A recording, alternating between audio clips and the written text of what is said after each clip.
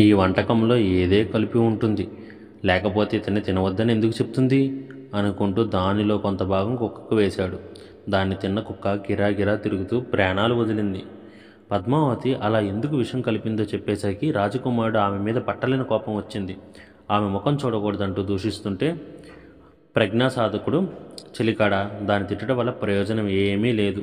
ఇక మనం ఈ ఊళ్ళో ఉండటం ఉంటే ఇంత చేసిన పద్మావతి నన్నో నిన్నో మనిద్దరినో చంపడానికి ప్రయత్నం చేయక మానదు. అయితే ఈ క్రూరాలైన పద్మావతిని ఊరికే వదిలేసి వెళ్ళటమూ సరికాదు. ప్రతీకారం చేసి మరీ వెళ్ళాలి. నువ్వు మళ్ళీ ఆమె వద్దకు వెళ్ళి నా వంటకం ఇచ్చానని తప్ప మరేమీ చెప్పకు. పడగదికి వెళ్ళి సుఖించాక నిద్రపోతున్నట్లు నటించు. ఆమె నిద్రపోగానే దాని కంఠంలోని పొడవైన రత్నహారం ఒకటి తీసుకో. ఆమె గుండెల మీద మచ్చలు పడేలా గోళ్ళు గుచ్చి రహస్య మార్గంలో వచ్చాయి. ఆమె తినే పదార్థంలో దీన్ని రహస్యంగా కలిపితే ఆమె గాఢ నిద్రలోకి మునిగిపోతుంది, నీ పని సులువైపోతుంది అంటూ ఆక్రసంతో ఒక మాత్ర చేసి ఇచ్చాడు. రాకుమారుడు చీకటి పడ్డాక రహస్య మార్గంలో వెళ్ళాడు. పద్మావతి అతను చూడగానే సంతోషంగా కౌగిలించుకొని, ఏమిటి విశేషాలు? నీ స్నేహితుని చూశావా? బాగున్నావా? నేను ఇచ్చిన పదార్థం భుజించాడా అంటూ అడిగింది. రాజకుమారుడు, నేను కొనిపోయిన వస్తువు అతను తిన్నాడు అని కపటంగా చెప్పాడు. ఆమె చాలా సంతోషించింది. భోజన సమయంలో పద్మావతి తినే వాటిలో మంత్రి కుమారుడిచ్చిన గులిక కలిపి భోజనం అయ్యాక మదనకేలిలో ఆమెను ముంచాడు. మాత్రమహిళ వల్ల ఆమె అలసి గాఢ నిద్రలోకి మునిగిపోయింది. రాజకుమారుడు మంత్రి కుమారుడు చెప్పినట్లే అన్నీ చేసి ఆమె కంఠంలోని రత్నహారం తీసుకొని ప్రజ్ఞాసాధకుడు వద్దకు వచ్చేశాడు. మన్నాడు ఉదయం మెలకువ వచ్చింది.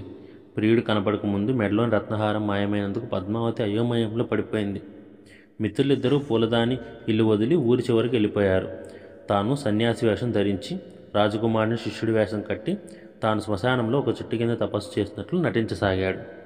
శిష్యుడు గురువు ఆదేశించినట్టు రత్నహారం పట్టుకుని రాజధానిలో ఒక షరాబుకి అమ్మచూపాడు.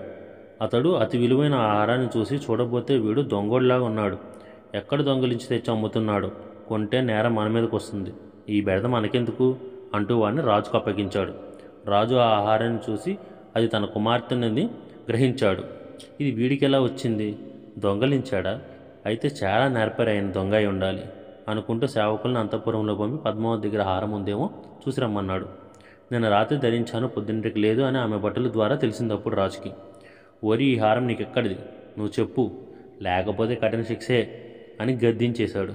నాకేమీ తెలియదు గురువుగారు, ఇది నా గురువుగారు నాకిచ్చి అమ్మకు రమ్మన్నారు మహాప్రభు అంటూ భయం నటించాడు. మా గురువుగారు శ్మశాన వాటికలో ఉంటారు, ఆ యోగి పుండకుడి ద్వారా మీకంతా తెలుస్తుంది అంటూ తన గురువుగారిని ఎంతగానో పొగిడాడు.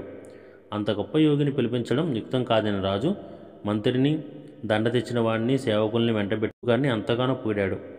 అంత గొప్ప యోగిని పిలిపించడం యుక్తం కాదని రాజు మంత్రిని, దండ తెచ్చిన వాడిని, సేవకుల్ని వెంటబెట్టుకుని తానే శ్మశానానికి వెళ్ళాడు. అక్కడ చెట్టు కింద జపం చేస్తున్న కపట సన్యాసిని చూసి, స్వామి, ఎంతో విలువగల ఈ రత్నహారాన్ని ఇతనికి చేతికిచ్చింది మీరేనా? అయితే మీకు ఇది ఎలా వచ్చింది అని అడిగాడు. సన్యాసి అతను చూసి, ఓ రాజా, ఇది నేను ఎక్కడి నుంచి తెచ్చింది కాదు, అప్రయత్నంగా లభించింది. నిన్న రాత్రి నేను ఇక్కడ జపం చేసుకుంటే సర్వంకాలంగారు ధరించి ఒక లావణ్యవతి వచ్చింది. అర్ధరాత్రి ఒంటరిగా ఆమె ఎందుకు వచ్చింది, ఆమె ఎవరు అని వెన్నెల్లో ఆమె వైపు పరికించసాగాను.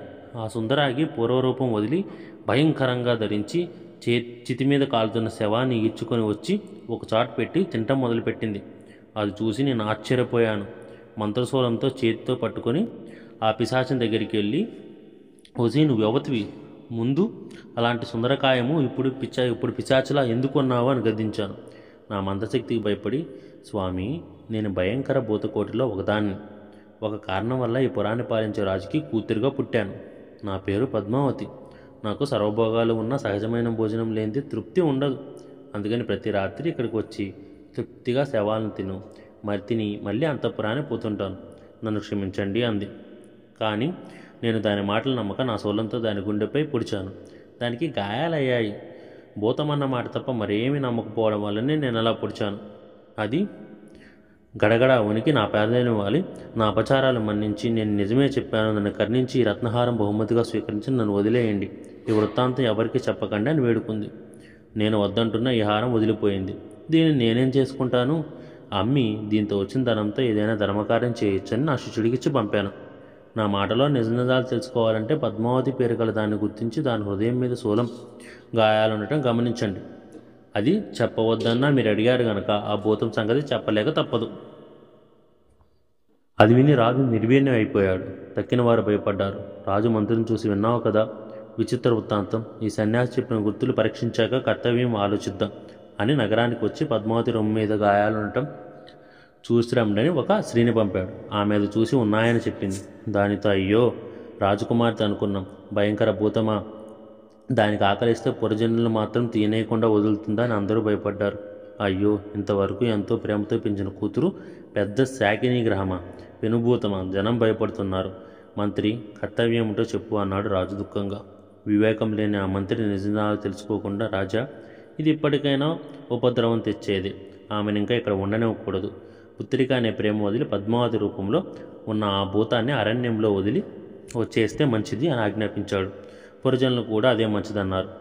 దానితో రాజు తనకు అలా చేయడం ఇష్టం లేకపోయినా పద్మావతిని అరణ్యంలో విడిచిరమ్మని సేవకులకు ఆజ్ఞాపించాడు. వారు అలాగే చేసి వచ్చారు.